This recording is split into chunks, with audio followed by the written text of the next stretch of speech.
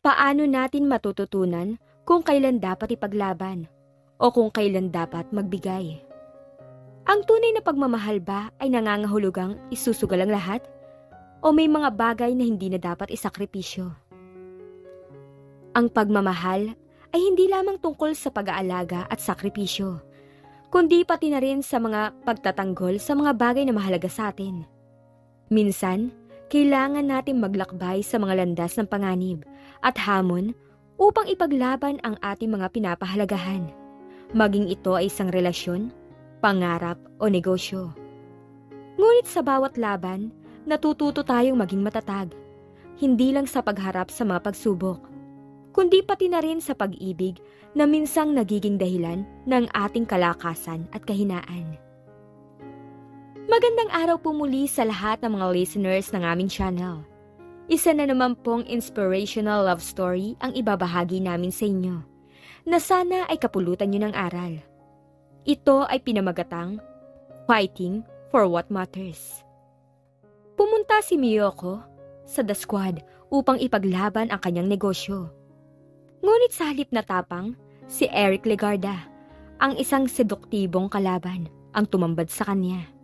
Paano kaya makakaligtas si Miyoko sa tukso ng charm ni Eric habang pinapangalagaan ang kanyang kumpanya? Pero bago tayo magpatuloy, kung bago ka pa lamang sa aming channel, ay pakilike po ng ating video. Pakiclick din ng subscribe button, gayon din ang bell icon, para lagi kayong updated sa mga parating ko pang uploads. Hindi kayang pigilan ni Miyoko ang matinding sama ng loob. Pagpasok niya sa Blossom's office, natuklasan niya ang bagong nangungupahan sa katabing unit ay ang mga teroristang The Squad. Hindi lang siya tinapatan, tinabihan pa siya. Dagdag pa rito, si Miyoko ay nasa gitna ng matinding pagsubok. Tumawag si Wilson, ang boyfriend niyang 2 buwan, upang ipaalam na hindi matutuloy ang kanilang out-of-town trip dahil nakiusap ang ex-girlfriend nito. Bagamat masama ang loob, pumayag na rin siya dahil ayaw niyang magmukhang unreasonable. Ngunit ang pinakamabigat na balita ay nang hawakan niya ang resignation letter ni JM, ang kanyang gay assistant na naging susi sa tagumpay ng kanilang negosyo, ang Blossoms. "You can't do this to me, JM!" sabi ni Miyoko habang pinipiga ang resignation letter. "Hindi mo ako pwedeng iwan dahil mas kailangan kita ngayon, alam mo yan!" "Unawain mo naman ako, Miyoko," pakiusap ni JM. "Wala na akong natirang lakas para labanan pa ang lahat ng to." Paano kaya haharapin ni Miyoko ang mga pagsubok na dumarating, lalo na nga't mawawalan siya ng taong inaasahan niya? "You know me, my dear, I'm restless. I thrive on new challenges, new adventures. Matagal ko nang pinag-isipan to dahil alam ko masasaktan ka. Pero may obligasyon din ako sa sarili ko eh. Kailangan kong gawin ang gusto kong gawin for my well-being." Mataman niya itong tinitigan. "Magkano?" Umiwas to ng tingin. "Ang sakit mo naman magsalita. Sinabi ko lang hindi pera ang habol ko." "Alam mo, hindi naman kita pipigilan kahit saan ka magpunta. You know, I've always been supportive to you. Pero bakit sa The Squad? Magkaibigan tayo, JM. Para mo naman akong tinrider nito." Okay. I'll tell you the whole story. They promised me a post in Australia. I'll run the Squad shop there. Sa oras na buksan yun. Probably next year. At naniwala ka naman? I thought you're smart, JM. Alam mo ba kung bakit pinirata ka ng mga piratang yun? Dahil alam nilang kahit anong gawin nila, I will never agree to a merger. That I'd rather close this company at gusto nilang gumanti. I'm going to sign a contract with them. Kapag pumirma na kami, hindi sila pwedeng tumalikod sa pangako nila." Hindi agad siya nakaimik. Naisip niya na sana ay pinapirmay niya ito ng kontrata, nang sa ganun, hindi siya naiwan basta-basta. Pero nanalig siya na sapat na ang kontrata, ang friendship nila. Naniwala siya sa loyalty ni JM. "Please understand, Miyoko, as a person at as a businesswoman, alam kong kaya mo akong unawain. Patawarin mo na ako. It's just that this is what I want." "Umalis ka na sa harap ko. Gusto kitang unawain pero hindi ko yata kaya, JM. I am very disappointed and worse, hurt. I trusted you. Lahat ng hiningi mo sa akin, sinikap ko namang maibigay. At siguro naman, naging mabuting kaibigan ako sa'yo. Hindi ko kasi kayang unawain kung bakit mo nagawa sa akin ng ganito. I'm sorry, Miyoko. Yuko ang ulong dinampot nito ang isang kahon na nasa isang sulok. Hindi na nga niya ito mapipigil at wala siyang balak magmakaawa. I really hope and pray na balang araw maging magkaibigan ulit tayo. Lumapit sa kanya ang receptionist nang makalabas ng pinto si JM. Ma'am, are you alright? Gusto niyo ho ng tea? Yes, please. Thanks. Ngunit hindi pa niya nauubos ang tsaa ay tumayo na siya. Nagdeklara ang the squad ng laban. Bibigyan niya ng laban. Dinampot niya ang kanyang handbag. Ma'am, saan ho kayo pupunta? I won't be long. Ilang saglit pa, patungo na siya sa Glorieta, kung saan naroroon ang kuta ng mga kalaban niya sa buhay. Good morning, ma'am. May I help you? Magiliw na bati ng isa sa mga batang-bata at magandang store clerks. Nasaan ang mga amo mo? Sino po sila, ma'am? May appointment po ba kayo? Miyoko. Miyoko del Rosario. Sabihin mo sa kung sino mang amo mo na naririto na gusto ko siya makausap. Maupo po muna kayo. Ma'am, pwede na po kayong pumasok. Dito po. In-indicate nito ang pinto. Hindi siya nagpasalamat bagkus. Tuloy-tuloy siya at itinulak ang pinto. Good morning, Miss Del Rosario. We finally met. Wika ng isa sa dalawang lalaking naroroon. Pandak ito, ngunit mestizo. I'm CJ Dalay. Call me CJ. And this is my brother, Eric Legarda. Pakilala nito sa kasama. Good morning. Tipid na bati ng lalaking nagngangalang Eric. She didn't like them dahil wala namang dahilan para katuwaan niyang dalawa. Dahil siguro hindi niya tipo ang mga kagaya nito, he looked like a macho dancer to her. Si Eric Legarda. Yung tipo na hinahabol at pinapantasya ng mga matron at bakla.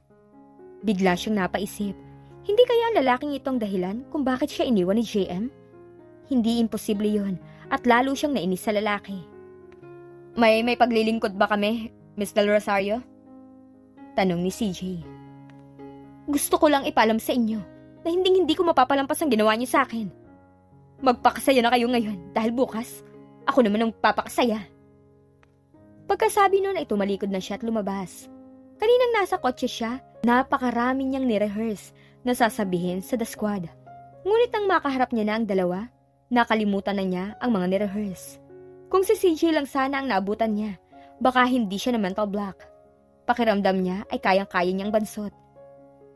Kaya lang, nandun din si Eric. Hindi siya madaling ma-intimidate dahil may ituturing na siyang successful na tao. Buo ang kumpiyansa sa sarili. Batid niya ang kanyang kakayanan. Kaya hindi niya maintindihan kung bakit gano'n ang reaksyon niya sa lalaki. Pero sa kabilang banda, nagluwag na rin ang dibdib niya kahit paano. Nasabi rin naman niya ang buod ng gusto niyang sabihin, na nasa kanya pa rin ang huling halakhak. Oras na ng pananghalian nang makabalik si Miyoko sa Blossoms. Nagpabili na lang siya ng pagkain. Kumakain na siya nang dumating ang pinsan niya, si Mia. Napasyal ka?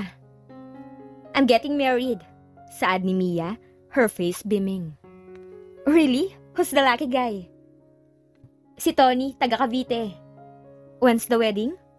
Next week, Saturday. Ang bilis naman yata o matagal na kayo nagplano? Actually, biglaan talaga. Kaya nga garden wedding eh. Hindi kami makakuha ng reservation sa simbahan. Fully booked sila this month. I'm gonna need your services, Kasin. Sabi ni Mia. Are you pregnant? I am, 2 months. Tumango na lang siya kahit hindi siya sangayon sa ganon. Para sa kanya, hindi dapat mauna ang pagbubuntis sa kasal. There was no way she was going to surrender her body to a man hanggat hindi sila mag-asawa. Mamili ka na lang kung alin dyan. O kung may mga naiisip ka mas maganda sa palagay mo, just tell us. Nanlumo na naman siya dahil naalala niya si JM. Si JM na may magic yata ang mga kamay. Kahit yata talahib, pwede nitong isama sa mga bulaklak at maganda pa rin ang kalalabasan. Wala siyang talento sa ganon. Kaya lang flower shop ang naisip niyang negosyo dahil nakita niyang malakas naman ang flower shop sa bansa. Ang talento niya ay nasa management at finances ng negosyo. I'll be honest, Miyoko. Limitado ang budget namin eh, kasi nga biglaan. Hindi na nga kita kinuhang abay kasi nahihiya ako. Magrerenta lang ng gown ng entourage ko. Alam naman niyang totoo. Hindi talaga siya kukuning abay ni Mia dahil hanggang ngayon ay may galit pa rin sa mami niya ang partido ng tunay niyang ama. Dahil nga nagpakasal sa iba ang kanyang ina. 6 years old pa lang siya nang magpunta sa Amerika ang daddy niya. Masyado pa siyang bata noon para mabatid ang tunay na nangyayari. Ngunit nang tumungtong siya ng high school, sinabi sa kanya ng kanyang ina ang totoo. Sa loob ng 2 taon na yon, hindi man lang sumulat o tumawag sa kanila ang kanyang ama. Hanggang makilala ng mami niya si Mario, ang stepfather niya. Ginawa raw ng mami niya ang lahat para makontak ang kanyang ama, ngunit nabigo ito. 1 taon nang makasal ang mga yon nang biglang sumulpot mula sa kung saan ang daddy niya. But of course, he was too late. Naawa pa siya noon sa ama at sumama ang loob sa ina. Yun naman pala mas naunang nagtaksil ang kanyang ama. Sa ganun nga naman, ito ang lalabas sa kawawa, ang kanyang inang masama. Mapag-uusapan naman natin ang budget. 200,000 lang ang budget namin, Miyoko. Kami na nga ni Mama ang gagastos para sa mga flowers. Bigyan mo kami ng discount kasi gusto ni Tony sa The Squad eh. What? May kaibigan daw siya ron. Makaka-discount kami ng malaki kaso nakakahiya naman sa'yo. Good, don't worry. We'll have a nice little garden wedding. Ako ang bahala at huwag mong isipin ang gastos. Ganun na lang ang ngiti ni Mia. Noon lang niya na-realize na binanggit lang nito ang The Squad para makadiscount nga sa kanya. Alam na rin ito marahil na karibal niyang matalik ang mga piratang yun. Thanks, Miyoko. Tell Tita Agnes, huwag siyang mawawala sa wedding ko ha. I will. Sa kabilang banda, mabuti na rin na nabanggit ni Mia na may kaibigan sa The Squad ang fiancé nito. Kung sino man yun, tiyak na dadalo yun sa kasal. Ipamumukha niya roon na hindi pa rin laos ang Blossoms at hindi yun apektado sa pagkawala ni JM. Darating kaya si Lady Pikachu? Tanong ni Eric kay CJ. Humagikik agad ang brad niya. Ito ang nagbinyag ng ganoon kay Miyoko del Rosario matapos silang tarayan ng babae sa sarili nilang shop ng 1 linggo. Sang-ayon naman siya sa bansag na yon dahil mukha talagang Hapones ang babae. Prominent ang cheekbones nito. Defined ang mga panga, singkit na singkit at maputi. Ewan ko, hindi pa raw dumadating sabi ni Naomi. Wika ni CJ. Wala pa bang magkakat ng ribbon? Gutom na ako. Reklamo ni Daniel. Darating na raw. Wika niya. Hindi kaya hinarang ni Lady Pikachu? Biro pa ni CJ na nakarating sa matalas sa pandinig ni Minerva. Guys! Saway agad nito sa kanila. We've talked about this. You're all going to be nice around Miyoko, di ba? Wala pa naman siya. Please behave, sweetheart. Be nice. Sinabi mo eh. Kung gusto niyo makuha ang loob ni Miyoko, pakisamahan niyo siya ng maayos. May sinabi pa ba kami? Wala na, di ba? Pinandilatan ni CJ ang sekretarya. May gusto sa akin yan. Bulong nito sa kanya. Gayon na lang ang tawa niya. Lumapit sa kanila si Pete at inakbayan siya. Nagpasabi na raw si Lady Pikachu. On the way na raw. Humanda ka, Brad. Tumawa ulit si Eric kahit ang totoo ay kinakabahan. Nung Sabado sa meeting nila, pinagkasundoan nila na pakikisamahan ng maganda si Miyoko sa halip na asarin para mahulog ang loob nito sa kanila at ipasakop sa The Squad ang Blossoms at siyang ibinoto ng lahat para maging ambassador of goodwill dahil nagtagumpay siya kay JM, ang baklang assistant ni Miyoko. Siya ang nakipag-usap kay JM at kumbinsing-kumbinsing lumipat sa kanila. Dahil ayon sa mga brads niya, hindi siya mabibigo. To his disgust, hindi pa nga lumilipas ang appeal niya sa mga kagaya ni JM. Walang kahirap-hirap na nakumbinsi niyang bading. At ngayon siya ang tatayong manager ng sangay na katabi ng main office ng Blossoms para mapalapit siya kay Miyoko. Kakaibiganin niya ito para ipakita rito that they belong to the good guys. Ayaw sana niya ng assignment niya dahil sa itsura ni Miyoko noon. Mukhang malabong mahulog ang loob nito sa kanila. She was angry. It showed on her little eyes. Kung tingnan sila nito, parang wala silang kakwenta-kwenta, lalo na siya. Dati siyang ramp and commercial model. Nakagawa rin siya ng mga medyo daring na pelikula. Hindi niya yun natanggihan dahil malaki ang ibinayad sa kanya. Nag-concentrate na lang siya sa mga modeling engagements sa iba't ibang bansa sa Asia at hindi na umulit pa. Nang matapos ang mga yon, tuluyan na siyang nagretiro at hindi na nagdalawang isip na sumosyo sa The Squad. Napukaw siya sa pagmumuni-muni nang mapansin na may papahintong puting hearse sa tapat nila. Nangunot ang noo niya. Nang tingnan niya sina CJ, kunot din ang noo ng mga ito, ngunit hindi makapagsalita. Lumapit sa kanila ang isa na may dala pang isang clipboard. "Dito ba ang The Squad?" tanong nito. Ano yan pare?" tanong din niya. "Tres amigos, ihahanda namin ang patay sa burol." Wika nito. "Walang patay rito!" Anyong naguluhan naman ng lalaki. Napatigil din ang mga kasama nito. "Sabi may patay raw dito eh. Pinagmamadali pa kami. Dito na raw gaya ka ng patay dahil hindi na kailangang i-embalsa mo daw. Ililibing daw agad bukas." "Sino ang umorder niyan?" tukoy niya sa pink na ataol. Sinabi ng lalaki ang pangalan ng umorder at hindi nagkamali ang hinala niya. "Ibalik niya sa pinagkuhanan niyo. Walang patay rito. Mamamatay pa lang." "Easy Brad." Alo niya kay CJ. Sumusobra ng babaeng yun. Sinabi na lang niya sa mga taga-Tres Amigos na pagkakamali lang ang lahat. At hindi nila kilala ang tumawag sa mga yon na walang iba kundi si Miyoko del Rosario. Humingi rin naman ng paumanhin ng mga lalaki at hindi nagtagal ay umalis na. Sa puntong yon, dumating na rin ang magkakat ng ribbon, pati ang paring magbabasbas ng lugar. Tapos na ang ribbon cutting at blessing nang dumating si Miyoko. Itim na itim ang tailored suit na suot nito. Madilim na madilim din ang lens ng antipara. Taas noo at tuwid na tuwid ang tindig nito. Walang kasing smug ang expression na animo, ito lang ang magaling sa lahat. He hated those kind of looks in a woman. "Hi, mabuti at nakarating ka." "Gusto ko lang malaman kung nakarating ang regalo ko sa inyo." "Nakarating. Isinauli na namin, masyadong pang maaga para magamit namin yun. But we like the color." "Good." "Ang mabuti pa, magmerienda ka muna.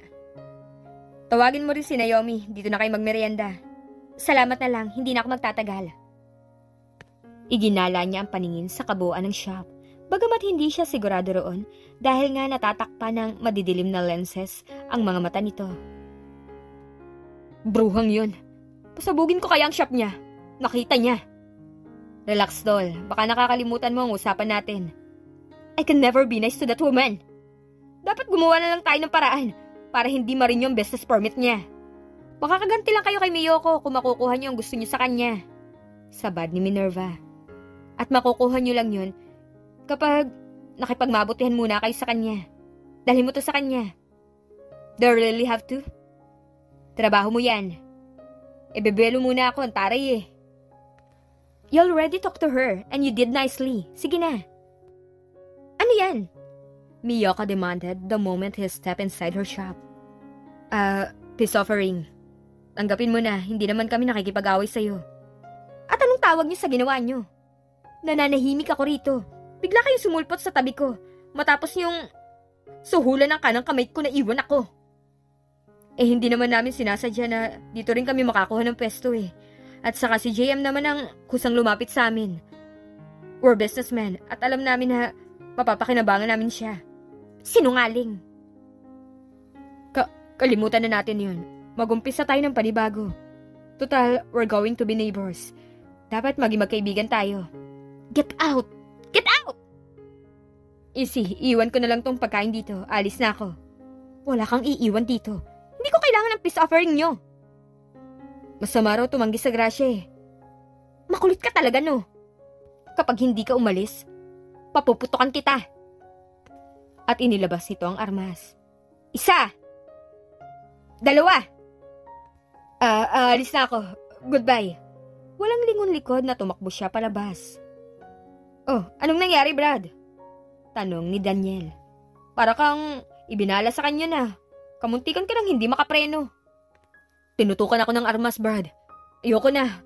Kayo na lang ang makipagkaibigan sa babaeng yun." "Okay lang kayo, ma'am?" tanong kay Miyoko ni Naomi. Hingal na hingal siya na parang nakipaghabulan sa kabayo. "Ikuha mo ako ng tubig, please."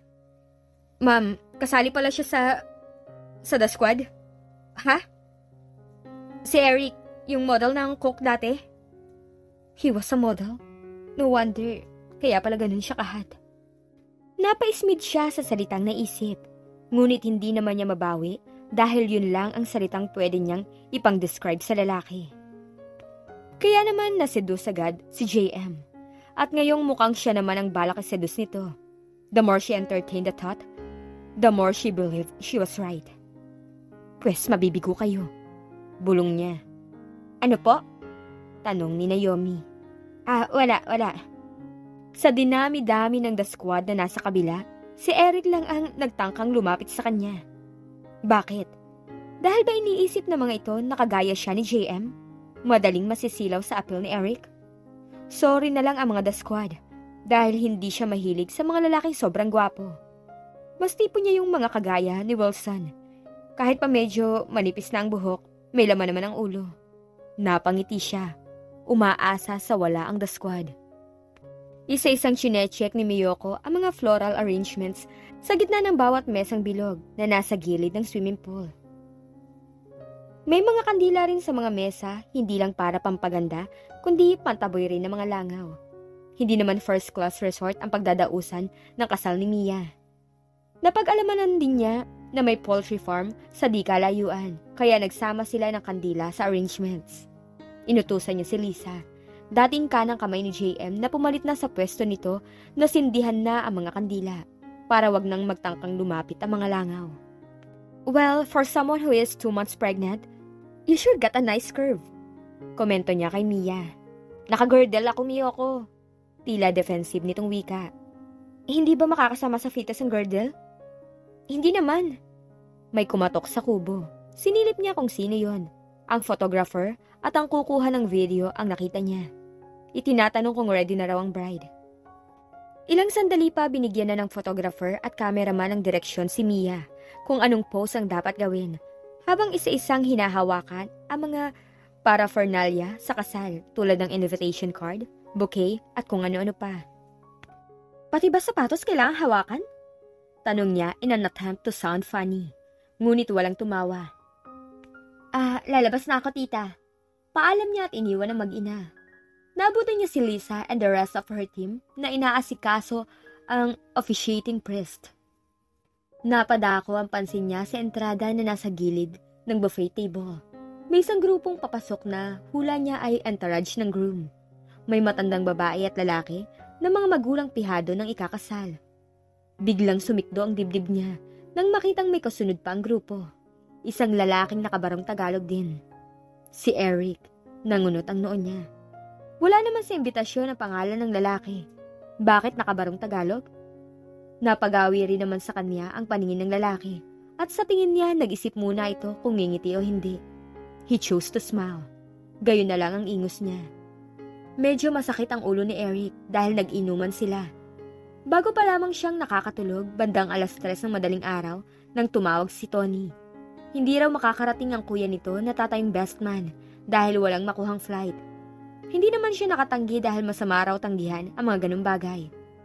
Pagpasok niya sa poolside, natanaw agad niya si Miyoko. Hindi na siya nagtaka pa. Alam na niyang The Blossoms ang nag-provide ng bulaklak sa kasal ng kaibigan niya. Ang una niyang naisip na gawin ay ang ngumiti. Ngunit naalala niya kung paano siya tinutukan ng armas ni Miyoko. Kitang-kita niya ang eksaheradong ingos nito, as if ito talaga ang initian niya. Pinagmasdan pa rin niya ito. She was wearing an off-shouldered blouse in various colors, malambot ang tela at mahaba ang manggas. Wala ring duda na makinis ang kutis nito. Pero hindi niya maintindihan kung bakit hindi niya magawang tawaging napakaganda ni Miyoko. Kahit pa siguro magsuot ito ng see-through gown, hindi pa rin niya tatawagin ganun ito. Dahil siguro masyado itong mukhang seryoso at masungit. Mukhang wala itong pakialam sa gender nito na hindi siguro alam kung paano talaga maging babae. Nag-excuse siya kay Tony at hinanap ang men's room. Nasa bandang likod yun ng bar. Naudlot ang ginagawa niya dahil narinig niyang bumukas ang pinto at nakarinig siya ng mga tinig ng 2 babae. Sumilip siya sa itaas ng pinto ng cubicle. It was the bride at ang maid of honor marahil. Of course I'm intense! Pagigil na wika ng bride. Hindi niya magawa lumabas dahil nangangamba siya na baka maling comfort room ang pinasok niya at mayroong panlalaki sa kabilang direksyon. Napanganga siya at na-realize na hawak-hawak pa niya ang kanyang best man. Mas humigpit pa ang hawak niya roon at nagsimula na yung mag-react. Tandang-tanda niya ang anyo ni Tony nang tanungin niya ito kung sino ang malas na babaeng pakakasalan nito. Buntis eh, tugon ng lalaki noon na malayo sa tanong niya. May magagawa ba ako? Pinigil niya ang hininga hanggang marinig na lumabas na ang dalawang babae. Saan ka ba nang galing? Ikaw na lang hinihintay. Usisa ni Tony. Tony pare, tell me the truth. Mahal mo ba si Mia? Tanong niya. Hindi sumagot ang groom. Nagtagis lang naman ang mga bagang nito at sa tingin niya ay malapit nang umiyak. Hindi gusto ni Miyoko ang nararamdaman niya simula pa kanina nang mapansin niyang nagbubulungan ang groom at ang proxy na best man na sa kung anumang kadahilanan ay pumalit sa totoong best man. Hindi basta bulungan yun dahil nakalitaw ang litid ni Eric. Mukhang kinukumbinsi sa kung ano ang groom. Lalo pa siyang na-curious nang makitang tila napaiyak si Tony at pasimpleng diniitan ng panyo ang sulok ng mata. Ang alam lang niya, pagkatapos nun nag-iba na ang timpla ng groom. He looked somewhat relieved, but he also looked angry. Nang maglakad na ito at si Mia palapit sa altar, parang nagkaroon ng kakaibang determinasyon ang hakbang ng lalaki. Bagay na wala kanina nang dumating ito. Kanina parang lumilipad ang isip nito at nagpapatangay lang sa agos sa mga pangyayari. Siguro nang makita nito si Mia, ay biglang na-realize na tama ang desisyon. Natural lang naman sigurong nervyusin sa araw ng kasal. Hindi niya napigilan na sumulyap sa kinaroroonan ni Eric. At gayon na lang ang hiya niya sa sarili nang mapatingin din sa kanya si Eric. Their eyes met, ngunit agad siyang nagbawi ng tingin. Hindi nagtagal, tinatanong na ng pari si Mia kung tinatanggap nito si Tony bilang kabiyak. Bukod sa I do, sunod-sunod din ang tango ng pinsan niya. Ngunit nang si Tony na ang tanongin ng pari, naghari ang katahimikan. Parang na-freeze ang lahat ng bagay sa paligid, pati yata mga ibon, natakot lumikha ng ingay. Tension was all over the place dahil hindi pa sumasagot ang groom sa tanong. Bakit? Kanya-kanyang lingon din ang mga bisita, naghahanap ng sagot sa ekspresyon ng bawat isa. Nang mga oras na yun, awang-awa na siya kay Mia. Pareho silang babae. Inulit ng pari ang tanong. He turned to face them and spoke. Humihingi po ako ng paumanhin sa inyong lahat, ngunit walang dahilan para ituloy pang kasalang ito. Pagkasabi nun ay umalis na ito. Kasunod naman agad ang best man. I knew it! Hiyaw ng kalooban niya at isipan. Malaki ang kinalaman ni Eric sa nangyari. Dahil naman marahil sa shock, hindi ka agad nakareact ang mga tao, pati ang pari. Walang humabol sa pagalis ng groom. Mia, sabi niya at tinakbayan ito. Mia anak, please talk to me. Pakiusap ng tita mayat niya rito. Tulala pa rin si Mia. Mia, I promise, I won't let them get away with this. Yumakap na sa kanya ito ng mahigpit. It's gonna be alright, I swear. I'll make them pay. Poor Mia. Alang isang bisita at nagsabing hindi babawiin ang regalo. Hindi niya alam kung maganda yun o hindi. Magpapaalala pa ang mga regalong yun kay Mia sa kasawian nitong dinanas. I can't believe I did it! Wika ni Tony kay Eric. Nasa kotse niya ang groom at malayo na sila sa bangungot nito. Akala ko itutuloy mo pa rin eh. Akala ko rin. Iniisip ko pa mga bisita ang nagastos ko. Pero bandang huli, I knew I can spend the rest of my life with her. I don't love her. Salamat pare. Pero saan ako pupunta? Tiyak na hahabulin ako kina Mia. I doubt that. Walang dahilan para habulin kanila. Mapapahiya lang sila. Maski na masamang magalit si Mia. Doon ka muna sa farm. Akong bahala sa'yo. Salamat talaga pare. Utang ko sa'yo ang buhay ko. Balang araw, makakabayad din ako sa'yo ng utang na loob. Don't mention it. Bandang hapon na sila nakarating sa farm. Nagulat pa si Eric nang madatnan doon si Larry. Nasa kubong dalawa at may isang case ng beer sa sahig. Tamang-tama pa lang dating namin. Nagpainom si Ray. Nalulungkot daw siya.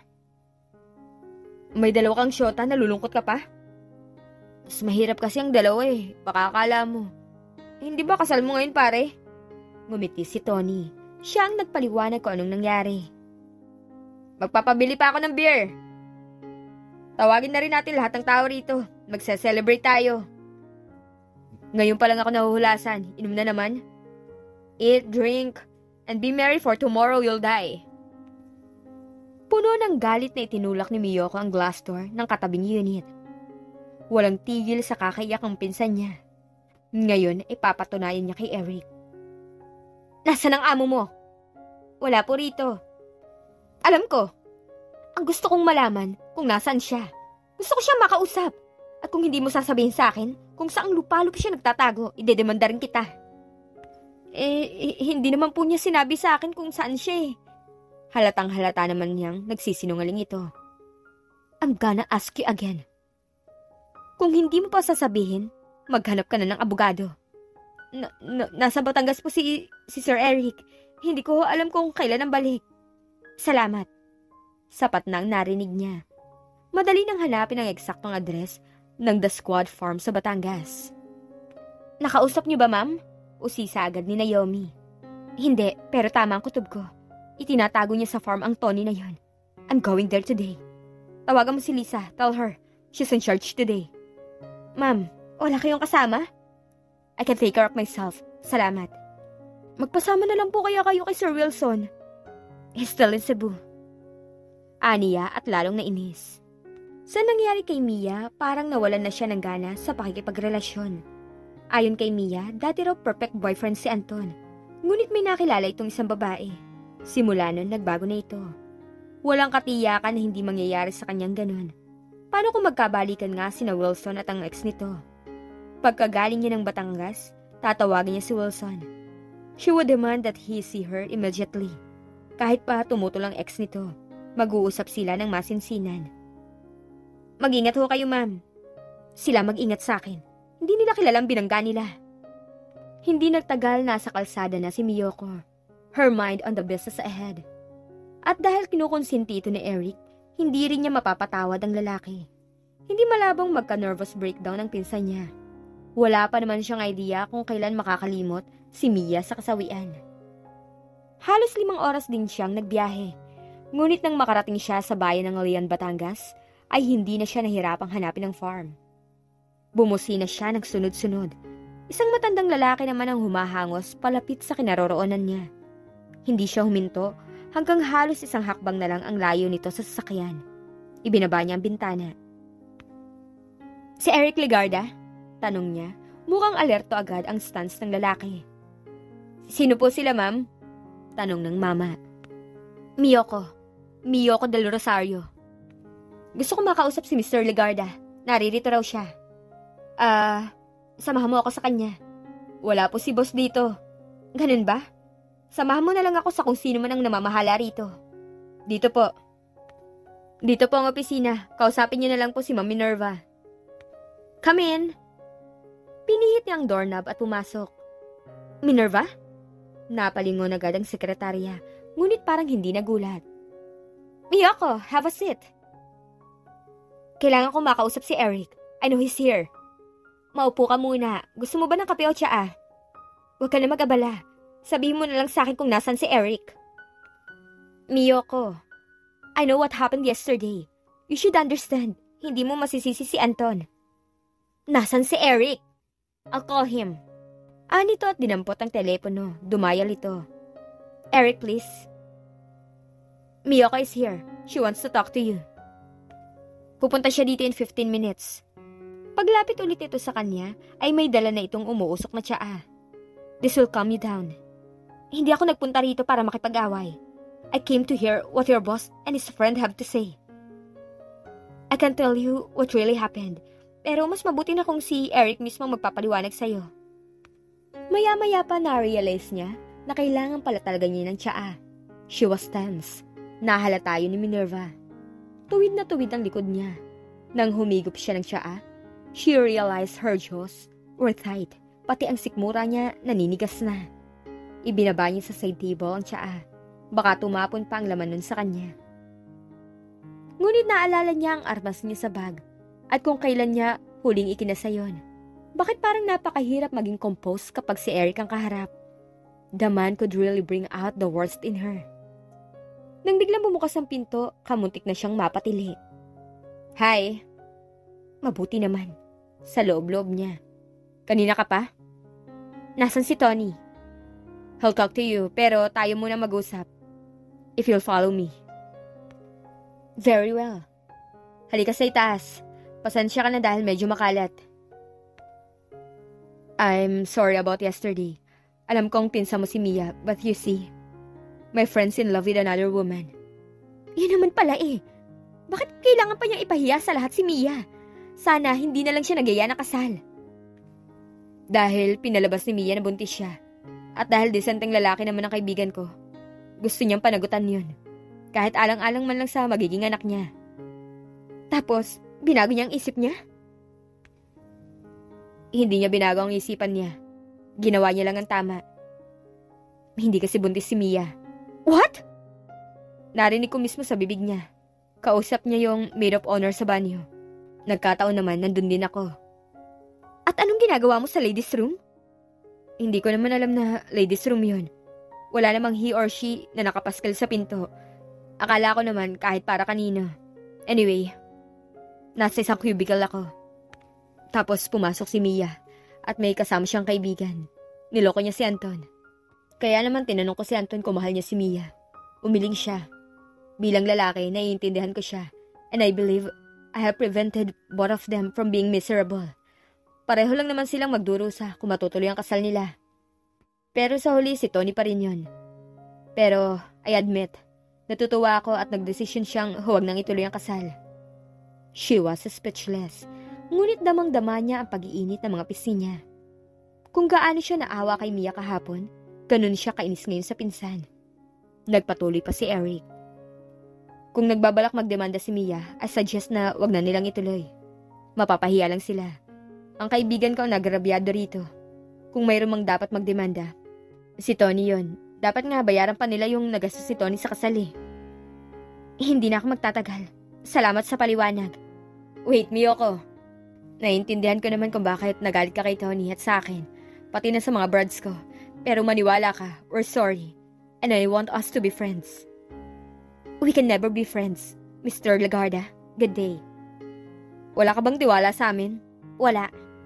Ate, si Mia. Inindicate ni Sakura, ang half-sister niya, ang teleponong hawak. Sumenya siya na sabihing wala siya. Ilang araw na niyang iniiwasan si Mia dahil nangungulit pa rin ito na tulungan niya itong mahabol si Tony. Parang detached na sa realidad ang pinsan niya. Kung umasta, parang ito pa ang naagrabyado. Makulit ate. Pabulong na wika ni Sakura. Nang ipanganak ang kapatid niya, nakuha rin ito ang features ng mami nila na parang Haponesa kahit wala naman silang dugong Hapon. Sakura na ang ipinangalan dito para daw tunog Hapon din. Wika ng daddy niya. 19 years old pa lang si Sakura at nasa kolehiyo. Nagpasya na siyang kausapin si Mia. Hello? Walang kabuhay-buhay na bati niya. How dare you, Miyoko? I thought you care about me. I need you. I have to get Tony back. Hysterical ang boses ni Mia. Stop doing this to yourself, Mia. Forget Tony. Ilang beses ko bang sasabihin sa'yo? He's not the only man you're going to love. I want him. I need him. I'm going crazy. Please help me. Nandyan ba si tita? Gusto ko siyang kausapin.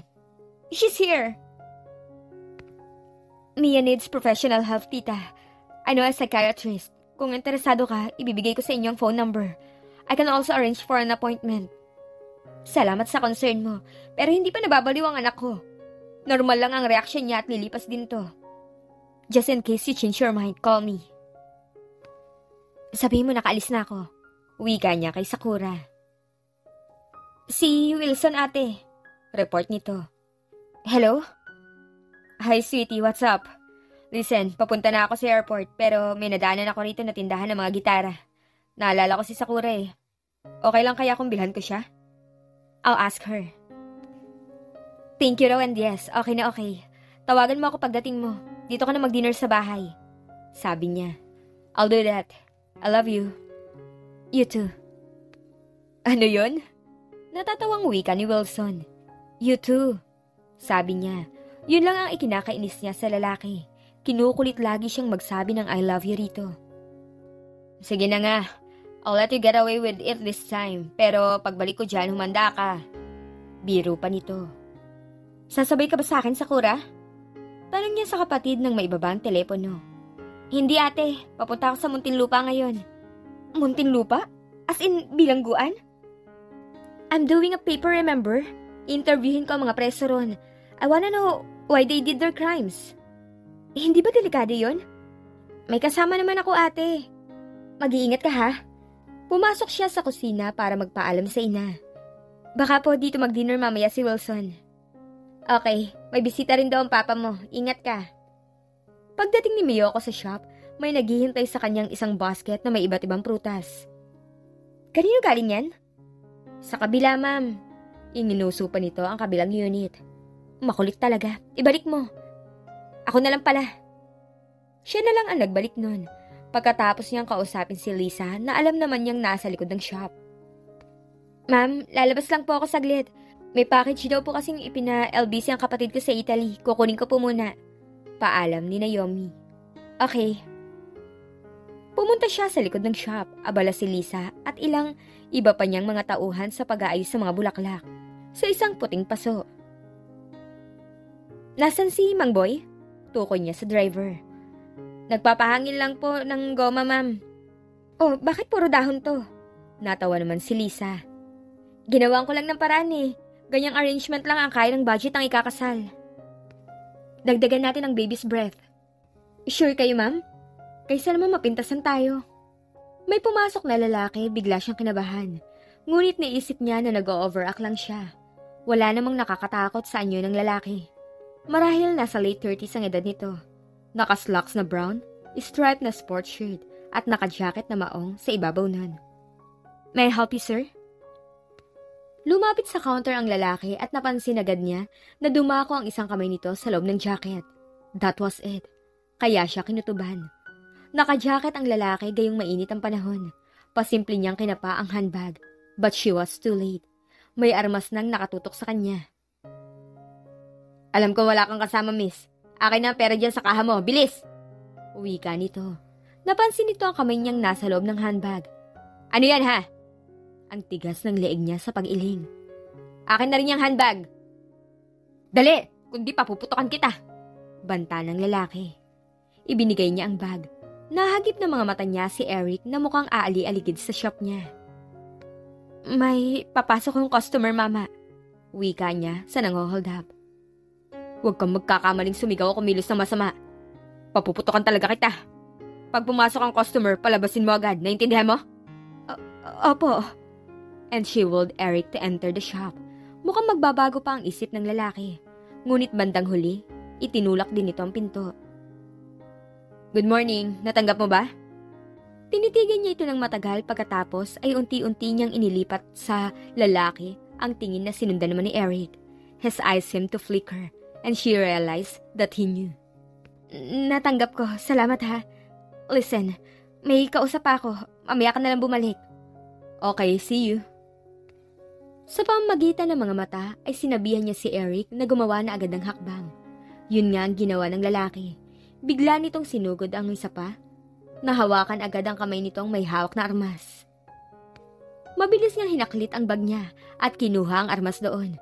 Ikinasa niya yon at itinutok sa lalaki. Easy, Miyoko, kaya ko na to, sabi ni Eric.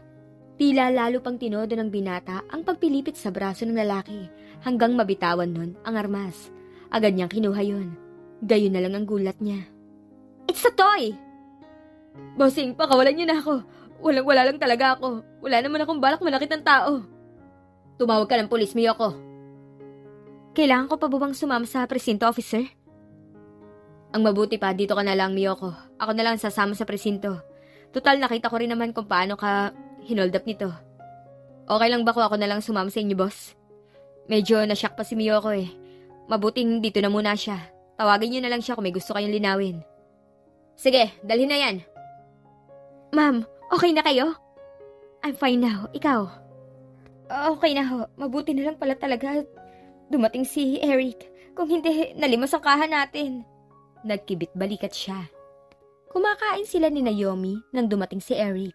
Ngiti-ngiti, looking smug, feeling hero marahil. Kain ka! Alok ni Naomi. Tapos na, kamusta kayo? We're fine. And thanks, really. Di, friends na tayo? Napangiti rin naman siya at nag-iwas ng tingin. I'd say we're friends now. Anito at inilahad sa kanyang kamay. Have a seat. Thanks. Matagal ka na bang may armas? Curious lang ako. Last year, nauso rin kasi dito ang hold-upan noon. Kaya naisip kong bumili ng ganito. You know how to use it? Ikakasa lang naman tapos kakalabitin, di ba? Sabagay, pero listen. May suggestion ako at sana pumayag ka. Yung isa kong Brad, si Dick, he's into sports. Sometimes, he gives shooting lessons. Gusto mong subukan? Are you inviting me out? Sana. Sounds interesting.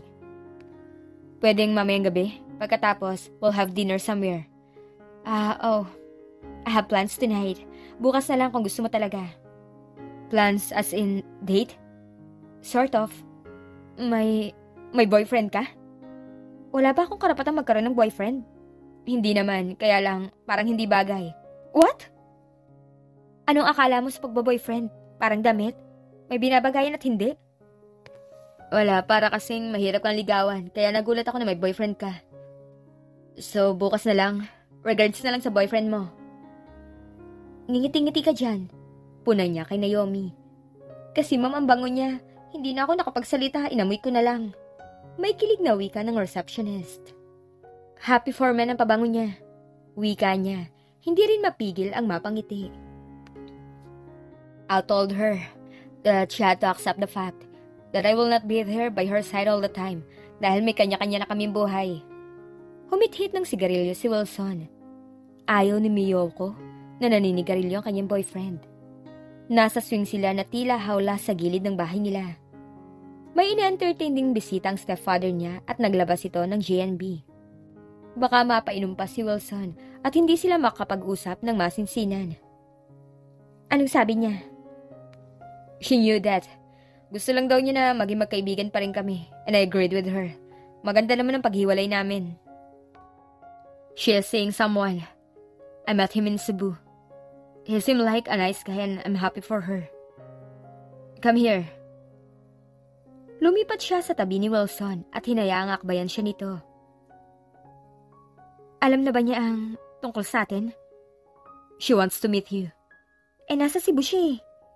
Lumuluwas naman siya occasionally. Sabi ko, one of these days, lalabas tayo. Isama rin niya si Gilbert, her boyfriend. Isinubsob nito ang mukha sa leeg niya. At may naramdaman siyang kakaiba. Stop that! I miss you. Wilson, may sasabihin pa ako sa'yo. What? Wala naman siyang maisip na sasabihin dahil narinig niya ang nais niyang marinig dito. What? I'm going to learn how to shoot. Kasi nga, kamuntik na akong ma-hold up kanina. May nag-suggest na mag-aral ako. Sweetheart, mas safe kung susundin mong suggestion ko. Magpakabit ka ng security system sa shop mo. Pinaghahandaan ko na yan, kaya lang kulang ng pera ko.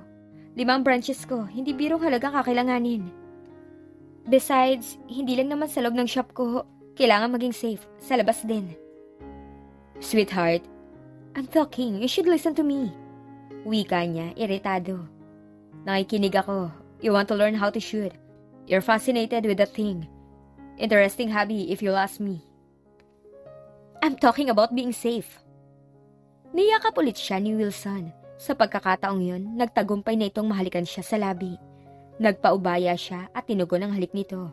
Ngunit nang maramdaman niyang balak mamasyal ng kamay nito, ay agad niya itong tinulak. What's wrong, sweetie?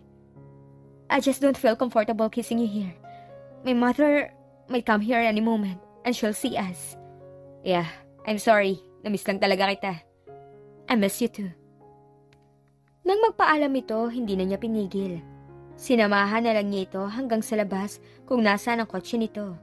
Pumayag siyang mahalikan ulit nito sa mga labi bilang goodbye kiss. Ingat ka. Ikaw rin, sleep tight. Wear jeans ha, pero wag masyadong masikip at baka hindi mo madukot ang mga cartridges. Huwi ka sa kanya ni Eric sa telepono. Susunduin kita ng mga 5. Okay. She didn't really need to know how to shoot. Did she? 10 minutes after 5 siya dumating. Nasa shop na si Eric. Sorry. Okay lang, let's go. Naghihintay na sa atin si Dick. Ma'am, galingan nyo ah. Uwi ka ni Naomi. You bet. Pagbalik ko, marunong na ako. Wala akong dalang sasakyan dahil alam ko naman na may sasakyan ka. Saan ba tayo? Santa Rosa. Laguna? Okay lang ba? Sorry kung hindi ko agad nabanggit. Okay lang. Hindi magagalit si Wilson? Paano mo nalaman ang pangalan ng boyfriend ko? Tinanong ko kasi si Naomi. Curious lang ako. Ano pang itinanong mo sa receptionist ko? Tinanong ko rin kung may niluluto kang bagong marketing strategy. How dare you? Okay kang biruin, naniniwala ka. I'm a very serious person. Kaya pala mahilig ka sa Arabo. Arabo Hawk. How dare you? Don't tell me na pinuntahan mo na rin si Wilson. Hindi, pinakita lang sa akin ni Naomi ang picture ni Arabo. Wait a second, kailan pa kita pinayagan na pagtawanan mo si Wilson? You can make fun of my girlfriend too. May girlfriend ka? Wala, kaya malakas ang loob ko. Anyway, nalaman ko rin kay Naomi na mula kindergarten, honor student ka na, at nang makatapos ka ng college. Mga multinational corporation na naghahabol sa'yo. I only hire honest people. Ang yabang mo, Ale. Zero naman ang love life mo until you were 27, which was 5 months ago. Sinabi rin yun ni Naomi? Si JM. I see. And why are you so curious? Mr. Legarda? Sa palagay mo? I've no idea. Yan, dyan mo na lang i-park sa tabi ng jeep. Sino may-ari nito? General Villa raw. Hindi ko kilala. Si Dick lang ang nakadiscover nitong lugar na to. Let's go. Hi. Why? May nakalimutan lang akong ibilin kay Naomi. Tatawagan ko na lang siya. Hi, Dick, bird ko. Siya ang magtuturo sa'yo. Sabi ni Eric. Hi. Dito tayo. Bakit may mga sundalo? Nagtuturo din sila. Nakikita mo yung bubong na yon? Diyan nakadetain si Yerap noon. I see. Ne, hindi na to kailangan pag-aralan kung paano gamitin. Komento nito. This is a .22, pang close range to. Ganito. I didn't know. Yan ang inirekomenda sa akin nung binilhan ko eh. Okay lang, wait ka lang dyan. Why didn't you tell me? Nakalimutan ko eh. How was I? Tanong niya kay Eric. Not bad. I did better than not bad. I only missed the target twice. Oo na, magaling ka. Nabusog ka ba sa kinain natin o gusto mo ulit kumain? Busog na ako, pero kung nagugutom ka, sasamahan kita. I'll have a salad na lang. Hindi, wag na. Gagabihin ka masyado. Doon ang sa amin yung part na madilim. Hindi pa pinapalitan ang ilaw ng poste. Sure. Halos magkasabay pa silang bumaba. Sabay rin silang napatda dahil mula sa kung saan ay sumulpot si Mia. May hawak itong armas na nakatutok sa kanila. Alam kong alam niyo kung nasan si Tony. Dalhin niyo ako sa kanya kung ayaw niyong pasabugin ko mga bungo niyo. Sakay! Si Mia. Ikaw rin, sakay! Utos ni Mia kay Eric. Dalhin niyo ako kay Anton. Huwag niyo ako lolokohin. Lagot talaga kayo sa akin, tara na! Naramdaman niya ang dulo ng armas sa likod ng ulo niya. Ini-start niyang sasakyan. Saan tayo pupunta? Tanong niya kay Eric. Hindi niyo ako maiisahan. Just do as she says. You can put that down. Dadalhin ka namin kay Tony. Mag-usap kayo. Mas delikado kapag may nakapansin sa'yo. Hindi mo ako iisahan? Paano kita iisahan? Nasa iyo ang armas. Pupunta tayo sa Lian. Nandun si Tony. Sabihin mo lang kung pagod ka na. Ako naman. Salamat na lang. Kaya ko pa namang magmaneho. Saka baka kung ano pa ang isipin ni Mia. Diyan tayo sa tapat. Kina Carlo. Bumusina ka na lang. Nandiyan si Tony? Sigurado kayo? Tara. Pabuksan ng gate, Brad.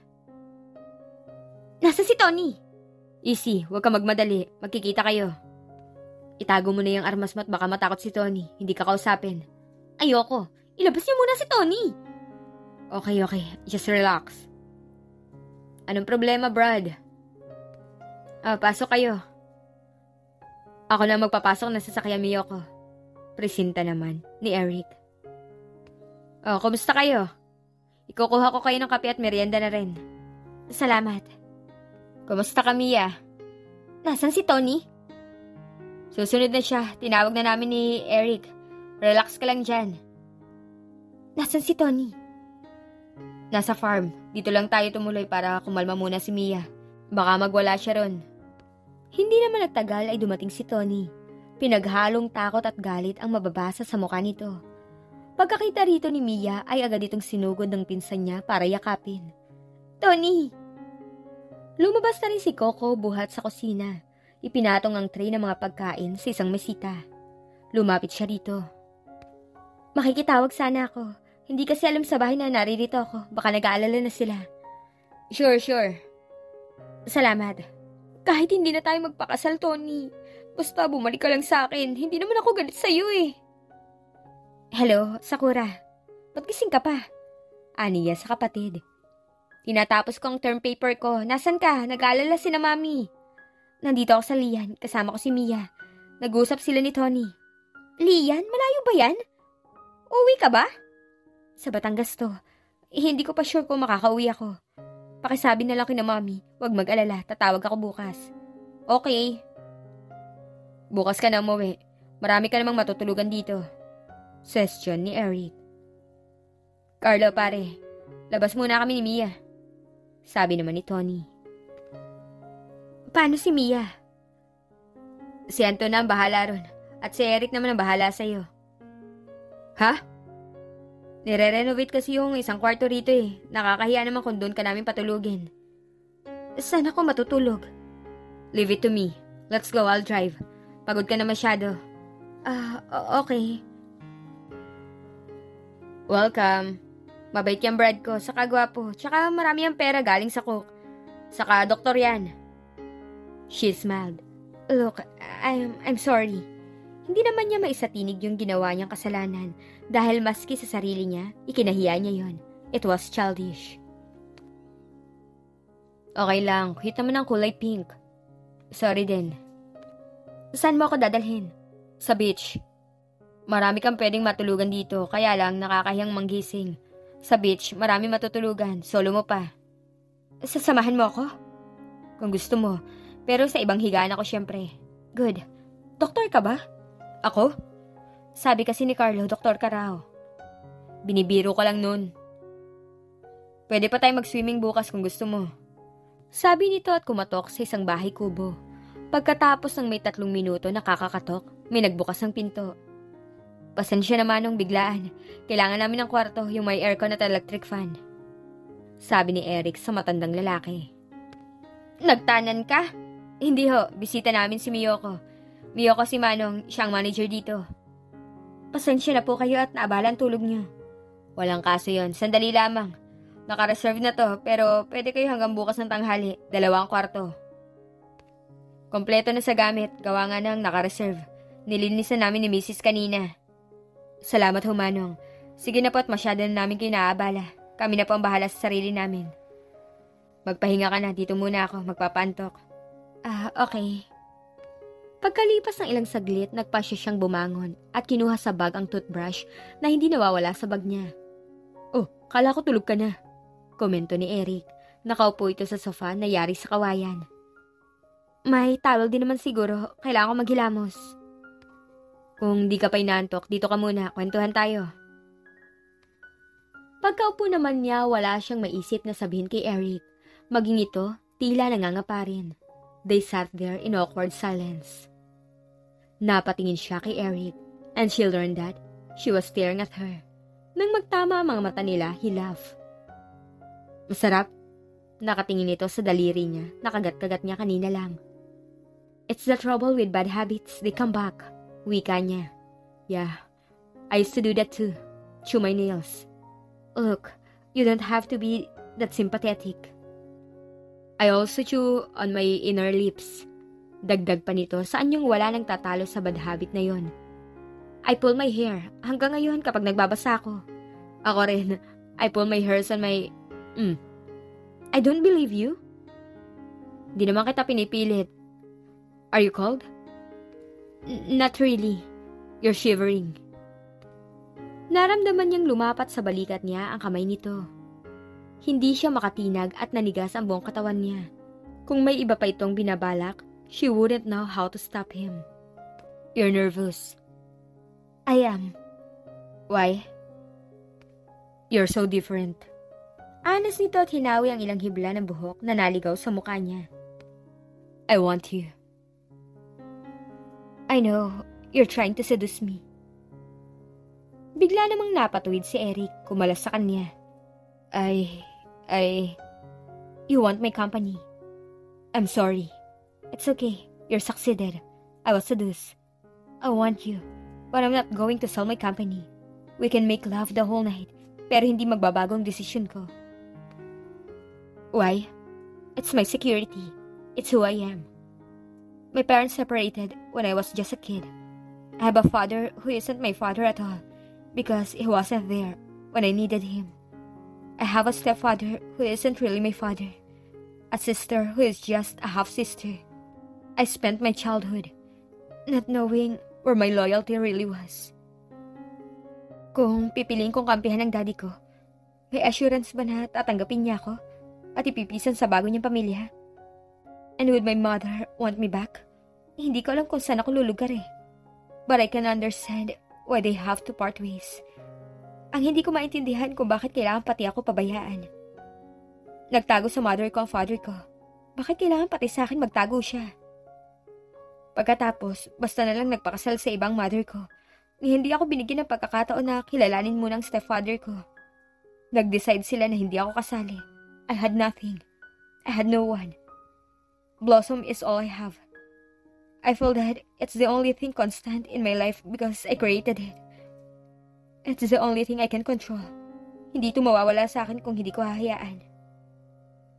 I'm sorry. We didn't know. I feel so ashamed of myself. You're a businessman, naiintindihan ko yun. How can I make up for everything? Let's be friends, that's all. Pinilit kong mapalapit sa'yo para mahulog ang loob mo sa amin. Sa akin. Just like JM. Naisip namin sa ganung paraan ka lang namin makukumbinsi na pumayag sa alok namin. But it wasn't easy kaya nagpapasok ka ng lalaki. Pwedeng humold up sa akin? Yes, sorry. Okay lang yun. Gusto ko lang malaman mo na I genuinely like you and admire you. And good night. Halata niyang may iba pa itong sasabihin. Ngunit nagbago ang isip nito. Ngunit hindi na niya pinursige yun. Matulog ka na rin. Hinubad niya ang eye protector at ear muffs habang inuusyoso ang mga kalalakihan sa shooting range. I don't believe this. Naiiling niyang wika kay Eric. Bakit parang gusto nilang magprotesta dahil mas asintado ako sa kanila? Mga jologs yung mga yan. Hindi ka na ba talaga papipigil, Miss Pikachu? Sorry, nangako ako kay Wilson. Wika niya. Ayaw mo ba talagang magpalit ng jowa? Tumawa na lang ulit siya. Jologs din naman ang jowa mo eh. Hindi din gusto ni Wilson ang The Squad. Isang beses inaway siya nito. Pinagbawalan na siyang sumama kay Eric sa shooting range. Hindi niya kayang i-give up ang nadiscover niyang sport. Kaya sinumbatan na lang niya si Wilson na hindi naman niya ito pinagbabawalan na makipagkita sa ex-girlfriend nito. Tinapik niya ang sikmura ni Dick. Walang bastusan ang minamahal. Yoks! Si Eric naman nagkunwaring nasusuka. Ang OA niyo. Mauna na ako. Pareho niyang hinalikan sa pisngi ang dalawa. Naiisip mo ba ang naiisip ko? B1? Dinig niyang tanong ni Dick kay Eric. Oo, B2. Pagdating ni Miyoko sa bahay nila, naghihintay na sa kanya si Wilson. Amoy pulbura ka na naman. You smell like an ashtray. Miyoko, you started it, Wilson. Okay, I'm sorry. Magpapalit lang ako ng damit. Hi, Mom. May lakad kami ni Wilson, hindi kami rito kakain. Nabanggit na niya sa akin. Let's go? Alam niya naman na nasa sa kanya na naman kung magiging magulo ang buhay niya. Kung hahayaan niyang mahulog ng husto ang puso niya kay Eric. she would be in deep trouble. The trick was not to take her attraction to him seriously. She would make sure that it would fade eventually. Samantalang kay Wilson, nakatitiyak siya na mahal siya nito. She was wise enough to choose security over uncertainty. She decided to pay attention to her boyfriend.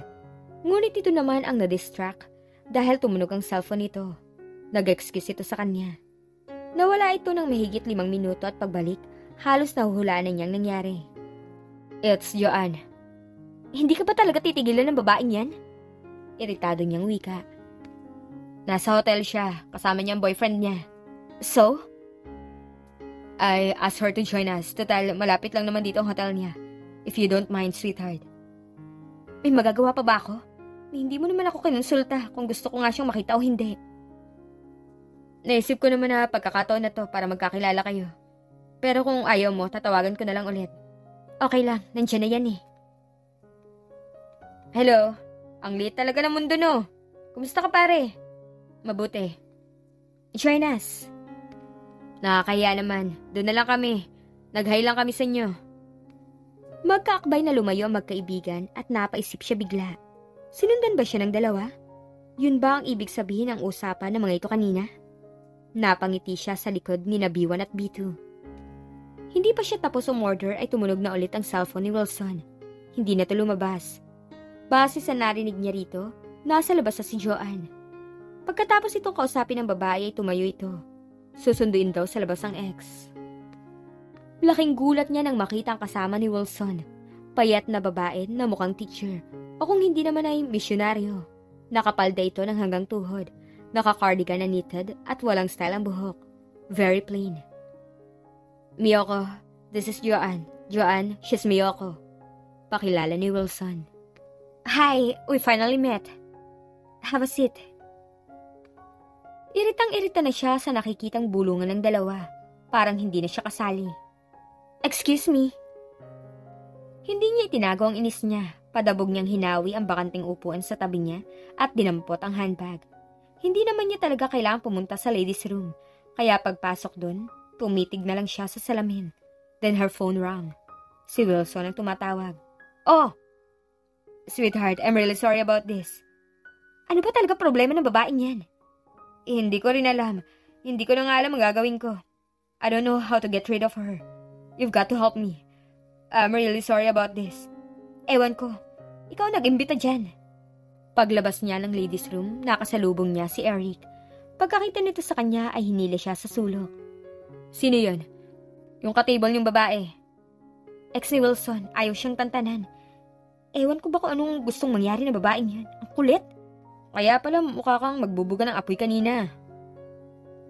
Wilson can get rid of her. Lagi na lang nakabuntot ang babaeng yan. Why don't you talk to her, Eric?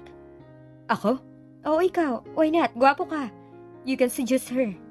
Please, gusto ko masarili si Wilson ngayon. Marami akong sasabihin sa kanya. Okay, I'll entertain her. Magkasabay silang bumalik sa mesa at ipinakilala niya kay Joanne si Eric. Agad namang nagpaula ng charmang lalaki.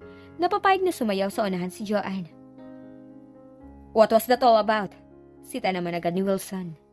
Sabi mo gumawa ako ng paraan. Di gumawa ako. Wala akong tiwala sa Eric na yon. Malaki na si Joanne, Wilson. Kung ayaw mo na lagi siyang umaasa sa'yo, pakawalan mo rin siya. I guess you're right. Let's get out of here, Wilson. Saan tayo? I want to talk. Wilson, gusto ko mag-usap tayo kaya sumama ako dito sa'yo. Mahaba pa naman ang gabi, we have plenty of time to talk.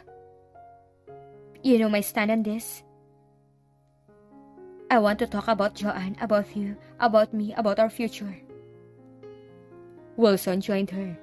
Ngunit hindi para makipag-usap. Niyakap na naman siya nito at sinil ng halik. Wilson, listen to me! No, you listen to me. You listen to my needs. Hindi kita maintindihan. I know, but I want you.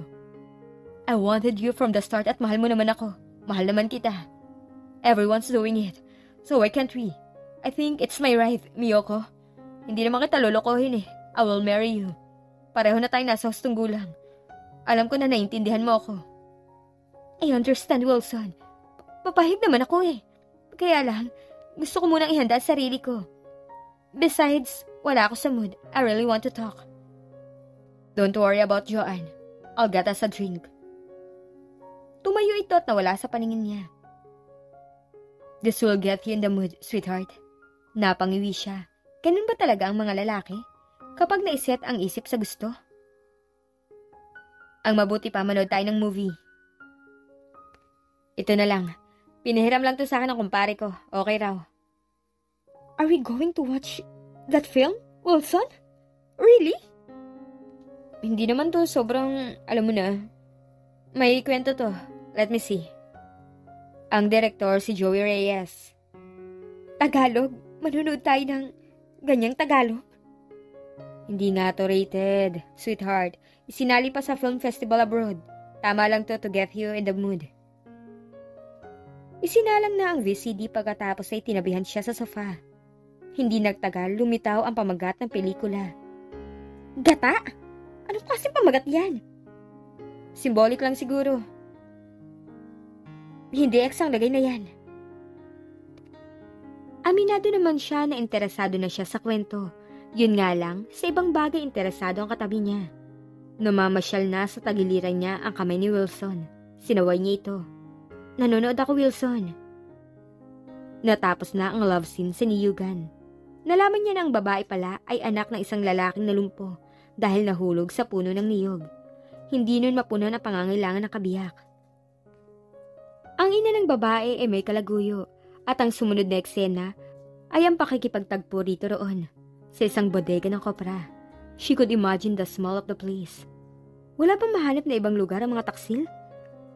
Ngunit kamuntik na siyang malaglag sa upuan nang makita kung sino ang kalaguyo ng babae. Kahit may edad na, ay ang ganda pa rin. Si Eric Legarda.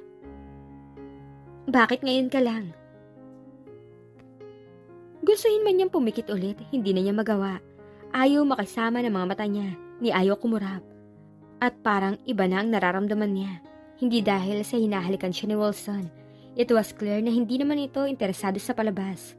Siya ang pinag-iinteresan ng maigi, kaya hindi nito alam kung ano ang nakikita niya sa screen. Itinulak niya si Wilson. I have to go. Why? I told you I'm not ready. I hope you understand.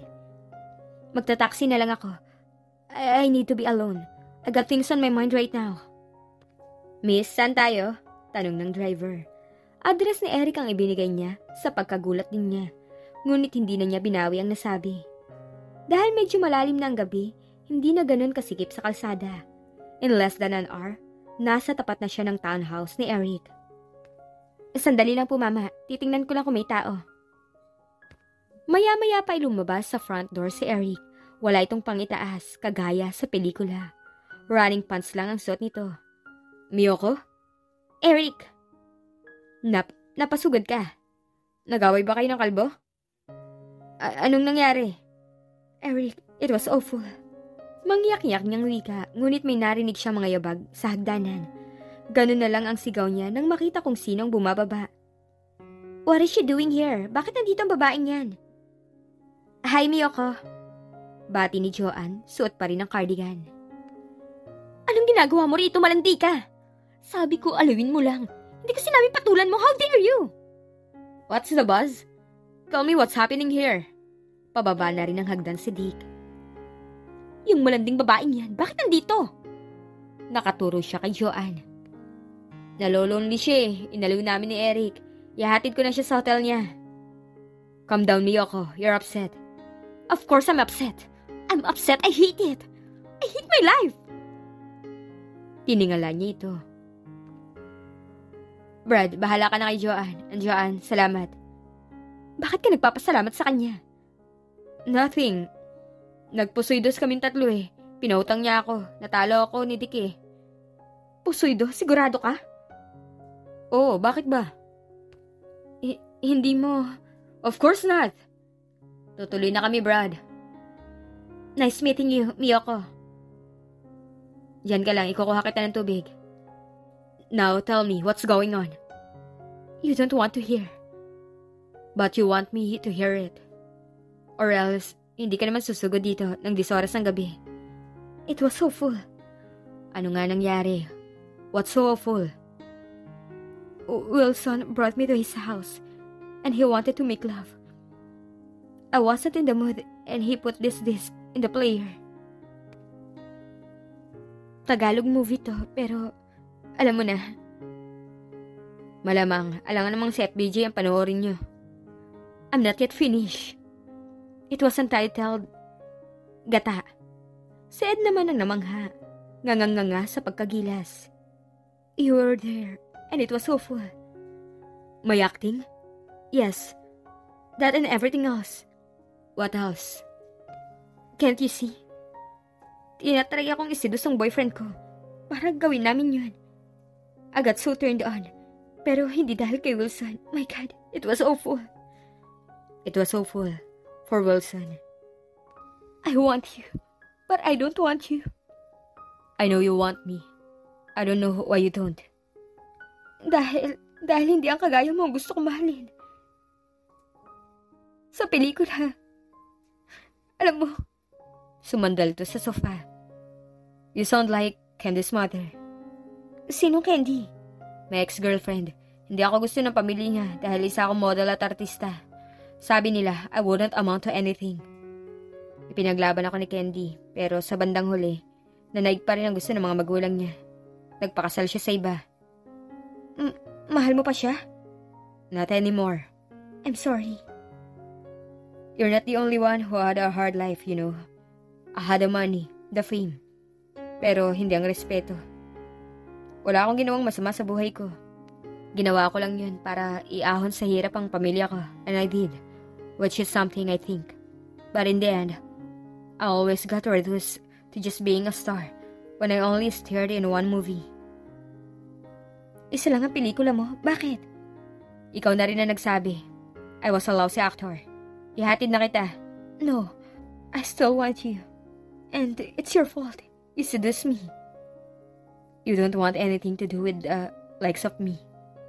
Right now, I don't want to think about that. About what I do not want. He touched her face. Alam mo bang, ikaw ang pinakamagandang babaeng nakilala ko, Miyoko? Bakit parang hindi ka makapaniwala? Dahil hindi naman kita iniisip. Hanggang sa isang araw makita ko na lang. Kung paano ka tumutok sa isang sports. Kung paano may kasaang armas. Nasa tainga na niya ang bibig nito nang bigkasin ng huling kataga. Bullseye. Yes, you get me so hard. I couldn't get you out of my mind. Alam mo bang reason kung bakit isang movie lang ginawa ko? Yes. Dahil mabalbon ka. Not very cinematic, if you'll ask me. Tumigil na siya sa pagtawa at kung siyang tatanungin, hindi rin siguro cinematic ang reaction niya sa bawat halik nito. No, Wilson, don't hang up! Wika ni Miyoko sa lalaki sa telepono. Tumawag ito sa kanya. Nagpapaalam na ihahatid lang daw sa Cebu si Joanne. Why, may pagbibilin ka? Wala, sa tingin ko lang mas kailangan mong ayusin ang relasyon niyo ni Joanne. I mean, I really think you should go back to her. Total hindi mo naman siya magawang iwasan. It couldn't only mean one thing. You still love her. But, naiintindihan ko, Wilson. Don't worry about me. That night, when we were at the bar and I saw you two talking, I knew you belonged to her. I love you. You love her more. Hindi mo siya kayang tiisin eh. Hindi mo siya kayang iwanan dahil ayaw mo rin, Wilson. Kailangan mo rin siya. You need to feel needed. I don't know, Miyoko. I really don't know. I'm confused. I'm confused too. Mas mabuti siguro maghiwalay muna tayo. It's that, Eric Ligarda. Isn't it, Miyoko? Pinagbibintangan mo ako na may gusto ko kay Joanne. Pero ikaw talaga may gusto kay Eric na yun. Hindi kita pinagbibintangan. Sinasabi ko lang ang totoo. Si Joanne ang kailangan mo at hindi ako. Dahil hindi ako ang kailangan mo. Alam ko na kaya bigla kang umalis noon. Napanood mo ang Eric na yun. And you were attracted to him. Okay, I admit. I'm sorry. You should be. You disappointed me so much. I knew I was losing you. That's why I wanted to have you that night. That's very selfish, Wilson. I'm sorry and goodbye. Ibinaba niya ang telepono at nagpawala ng buntong hininga. That was surprisingly easy. Naniniwala naman siya na tama siya. May pagtingin pa rin si Wilson sa dating nobya. Nagdalti lang ito pihado kaya ibinalik sa kanya ang sisi. Hindi naman po talaga kayo bagay nun. Koleksyon ho ng ate ko yung iba dyan. Yung iba naman sa publication ko pa mismo hinanap. Back issue sa mga yun ng kung ano-anong magazines. Salamat. Ma'am Joanne daw. Anang receptionist niya. Yes? Miyoko? Aha. Sinabi na sa akin ni Will ang tungkol sa inyo, kaya wala na sigurong masama kung kukunin namin ang service mo sa kasal namin. Nagulat siya. Ilang saglit na natigilan, pagkatapos gayon na lang ang halakhak niya. Sure. Kailan? Saan? Don't worry. I'm gonna make you a beautiful bouquet. Ako mismo ang gagawa. Kayo ma'am, kailan? Biro naman ni Naomi. Pakiramdam niya, ngayon lang siya natutong mag-relax. She felt so alive. Hindi bali nang wala siyang kontrol sa ibang bagay sa buhay niya. Natanggap niya yon nang ipagkaloob niya ang sarili kay Eric. There were some things she couldn't control. Like her feelings. Miyoko, what's up? Vic, where's Eric? Outside the house. Kausap si Candy. Candy, her ex? Bakit? May problema yata, iyak ng iyak. Alam mo naman si Edong. Malambot ang heart. Ayun, nagyakapan pa. Susme. Get him! I want to talk to him now! Easy, mamaya ka na lang ulit tumawag. Maganda pa ang eksena rito. Parang gayan, Pep. Nainis na pinundot niya ang end button. Daig pa niya ang ibinala sa kanyon nang paanda rin ng sasakyan. She made it to Eric's place in 30 minutes. A record kung siyang tatanungin. Si Eric! She demanded at once. Inside. Eric! Agad namang pumanaog ng hagdan ng lalaki. Sino na naman ang kaway mo? Alright, where's Candy? May Candy ba rito? Nagkibit balikat ang tinanong. Parang may conspiracy na naman sina Biwan at Bito. Wala raw, sabi ni Eric. What's going on? Pinagkakaisahan niyo na naman ako? I have to know, Miyoko. Lalo siyang naguluhan. Makaalis na nga, kinikilabutan ako eh. Alam ko na naman ang mangyayari. You have to know what? I have to know what you think of us. Where I stand. Wait. Pinagseselos mo lang ako? Hindi kayo nagkita ni Candy? Yan ang gusto ko sa'yo eh. Mabilis ang pick up mo.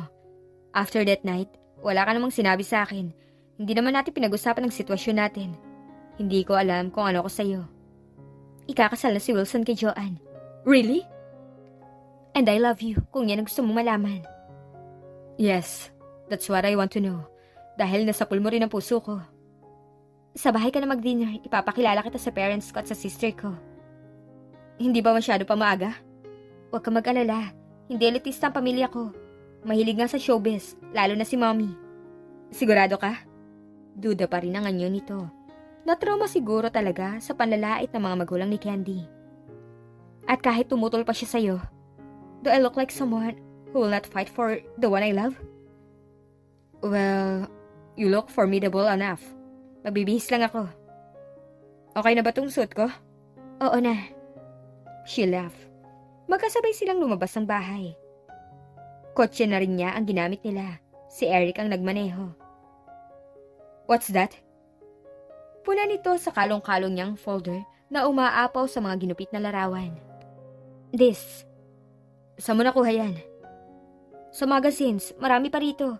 Napansin ko kasi na wala ni isang sample ng ads mo sa bahay mo. Parang ibinaon mo talaga sa limot ang nakaraan. Dahil ayoko na talaga maalala. I don't want to be reminded of those incident proposals. Pati yung maling impression sa akin ng mga tao. You should be proud of your former profession, Eric. It made you what you are today. I am proud of you. I love you. Natigilan siya. Bakit? I said it. Oh my God, I said it. Na mahal mo ko? Kanino mo pa sinabi yan ah? I didn't notice. I always thought I'd sound silly kapag sinabi ko yun. Honey, if it's the right thing. The right words will just come easily. Yan ang batas ng kalikasan. I love you. Si Sakura ang nagbukas ng pinto sa kanila. Gayon na lang ang gulat nito nang makita si Eric. Ngunit mas nagulat siya nang magsalita ang kapatid. Dr. Legarda, sir! Bulala si Sakura. You know me? I attended your lecture on criminal behavior. You know my sister, sir? Uwi ka ni Sakura. Manghang napatitig siya kay Eric. You're a doctor? But hindi ganong klase ng doktor. Pumasok na kayo ate, nandito si Tita Mayet mo. Hinihintay ka kanina pa. Bakit daw? Sinalubong na sila sa sala ng mami niya at ng dati nitong hipag. Ipinakilala muna niya si Eric sa mga ito. Finally, you've shown good taste, Miyoko. You didn't tell me you didn't approve of Wilson? Wika niya. You know me and I know you. I knew you'll come around sooner or later. And in this case, sooner. How are you, Eric? I'm fine, Mom. Napasyal ka, tita. Wika naman niya sa bisita nila. May pinuntahan lang ako na malapit dito sa inyo. Naisip kong pumasyal na rin dito. Nagkwentuhan lang kami ng mami mo. Kumusta naman po si Mia? She's seeing a doctor. Kung hindi pa sila nagkausap ni Tony, hindi matatahimik ang anak ko. Salamat sa inyo ha. Yun lang. Umaasa siya na kapag natapos ang therapy niya, babalikan siya ni Tony. Pagkatapos ng therapy niya, makakalimutan na rin niya ang obsession niya. Harinawa, kailan ka naman ikakasal, Miyoko? Mga 2 months from now ho siguro. Depende kung kailan kami magkakasundo. Kung kanino kami kukuha ng mga bulaklak. Sa Blossoms o sa The Squad. He grinned at her. Humilig siya sa balikat nito. Sa The Squad na lang, Han, para tiyak na libre. Ang daya mo. She looked up at him while he looked down at her. Their eyes met. To her amazement, he nodded. Niyakap siya nito. Isn't it amazing? Sunod-sunod ang tango niya. And they both laughed and something na sila lang ang nagkaintindihan. Ang tunay na pagmamahal ay isang balanseng desisyon. Hindi ito laging tungkol sa pag-aalaga at sakripisyo, kundi sa pag-alam kung kailan mo ipaglalaban ang isang bagay at kung kailan ka magbibigay. Minsan, ang pagmamahal ay nangangailangan ng lakas upang magsakripisyo. Ngunit may mga pagkakataon ding kailangan nating magtakda ng hangganan at malaman kung anong mga bagay ang mas mahalaga kaysa sa patuloy na pag-aalala at pagsasakripisyo. Ang pagmamahal hindi palaging isang labanan. May mga pagkakataon din na mas maganda ang magbigay at magpatawad kaysa pilitin ang lahat na manatili sa isang sitwasyon.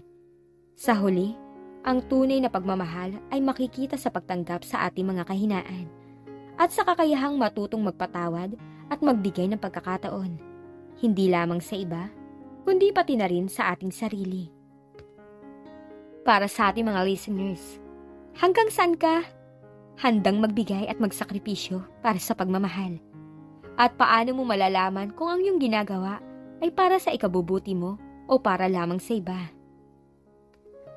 At dito na po nagtatapos ang ating kwento.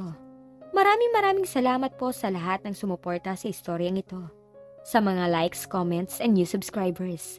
Sana po ay patuloy niyong suportahan ang mga susunod pang istorya na ibabahagi namin sa inyo. Thank you and God bless you all.